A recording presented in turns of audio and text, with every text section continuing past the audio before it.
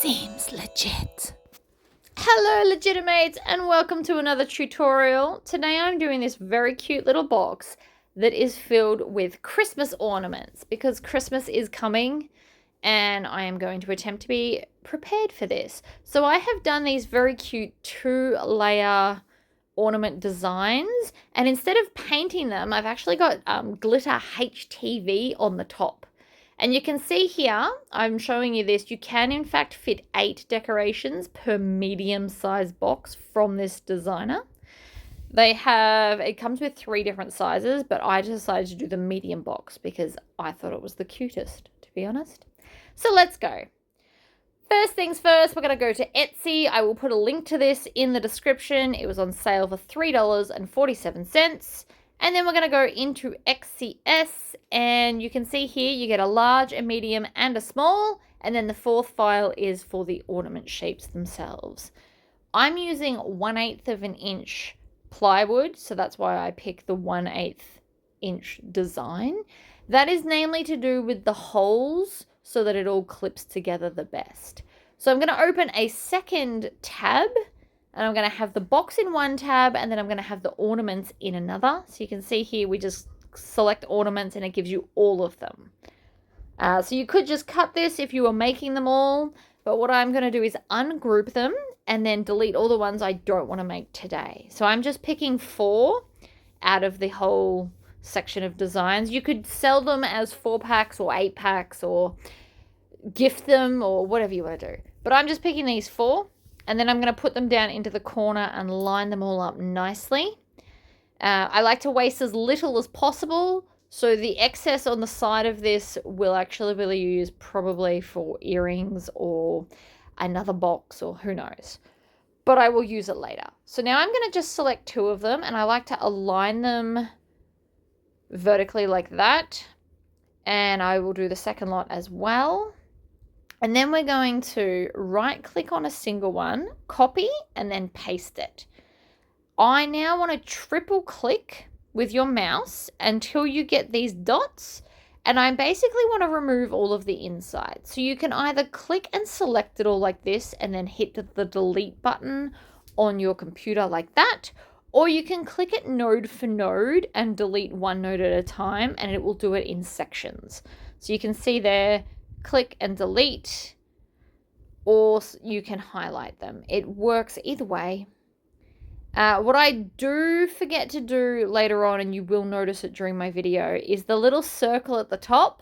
I just deleted one of the nodes. So I hit Control Z to bring all them back because I accidentally deleted one more than I wanted to. But I forget to leave the circle when I was cutting it and when I was gluing it. So you'll notice it later.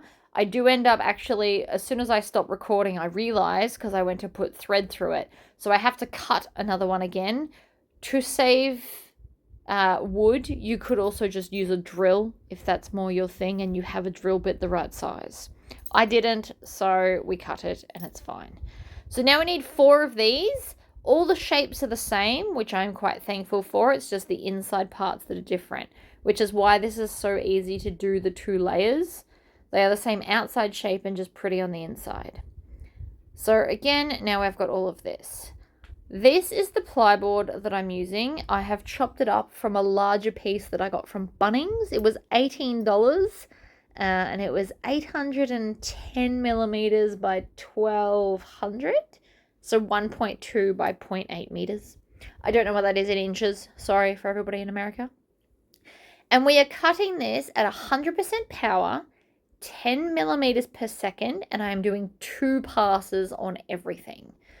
And the reason I do 2 passes instead of 1 is because I will show you right now, when you lift up the outside, it makes sure that it doesn't hold on. So it's much easier to especially weed all of that fancy stuff, which I didn't show you because the video was going for a long time. So this is my second piece of plywood, and you can see here I have ironed on the heat transfer vinyl in glitter white, and I peel off that top layer of plastic mainly because I'm not sure if it's safe to laser engrave. In a perfect world, I would actually like to leave it on because it will stop any of the colored charring parts. You will see it does discolor it a little bit. In a perfect world, I would like to leave the plastic on, but I wasn't risking any kind of toxic gas doing that. So now that it's in the laser, I also am going to line everything up. But before it will let me mark the rectangle space, we have to check the distance because it was having a moment. So you can see here it's moving. I've hit automated distance and then it does it for me, which I love that about this laser. And then I am going to go to the rectangle setting and we're going to start in that corner, push the button, and then drag it down to the other corner where the HTV or heat transfer vinyl ends. Hit the button again, and then on the screen you click end marking, and then you can mark a second rectangle if you want to, which is what I'm doing here to make sure that the glitter stays on the ornaments and the solid wood is on the back.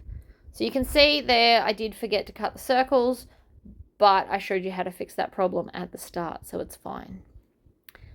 These took a little while, but it wasn't too bad. I think around half an hour from memory, but that's fine. And then we just lift this out, and because it's done the 2 passes, you can see a lot of it is already falling out, and some of them you just have to tap with your finger. And that is them all cut. So because I put the HTV on, I now don't have to paint them, which makes it a little bit quicker. You're not waiting for paint to dry. So I will have to wait for glue to dry.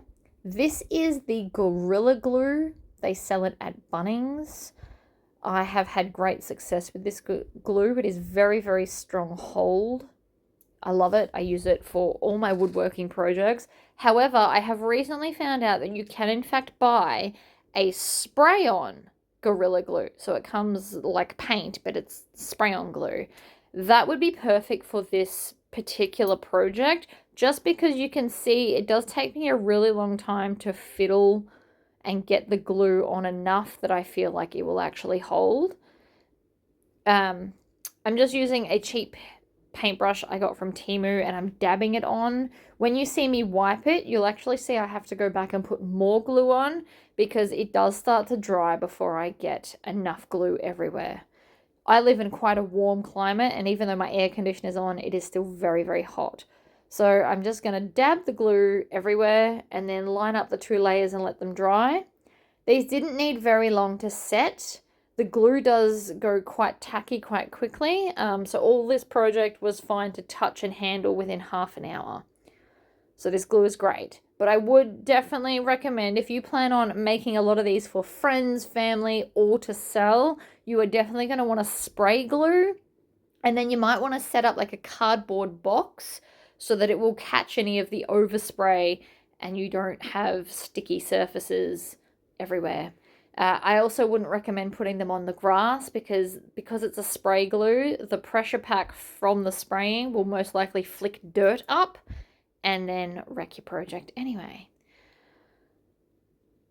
I have sped this up to double time. I probably could have sped it up even faster, but it's also kind of fun to watch. I did enjoy doing this. I've actually got my computer, you can see off screen, and I've got some show on in the background to keep me company while I dab glue on. But the box is quite easy to put together. I actually found it really enjoyable to build. So that's the 4 of those. You set them aside. Let's build the box. So basically, to build the box, you just have to look for all the straight pieces. And then I'm just going to put glue just along that bottom edge there, and it will be enough to hold the box together. So we put the first one in. I could have put it that way or the other way. Because it's a square, it actually doesn't matter, which I appreciate about designs. Sometimes it's nice to not have to think too much. And then that one perfectly slots in, and you can see all the top edges are smooth. So the glue goes on the bottom edges and the shorter parts because it's going to touch the wood. So again, pick a side, any side, and then it slots into the edge and that middle part goes into the middle. You could add a little bit of glue to that as well if you wanted to, but I did find the glue where I'm putting it was enough because Gorilla Glue is amazing. If you're just using a cheaper PVA glue, you might want to use a little bit of glue on that middle section as well. So the hole is where the lid's going to go. So we put one side on and then we actually have to thread the lid in. I do try and put it on so that you guys can see exactly what's happening here, but unfortunately I need to look at it, so we will have to turn it around. But basically you just slot it in and make sure that the end's in, but I can't see, so I have to turn it around. So middle piece in, make sure that the loop is holding on to the lid. You can see I lift it up a little bit to make sure, and that's pretty much it. Then you just gotta let it dry. You can see there I did move it. It's not dry, so I should probably stop trying to touch it. You can also tape it or use clamps or something. But that's it. So please like this video if you enjoyed it and subscribe to my channel for more. See you next time.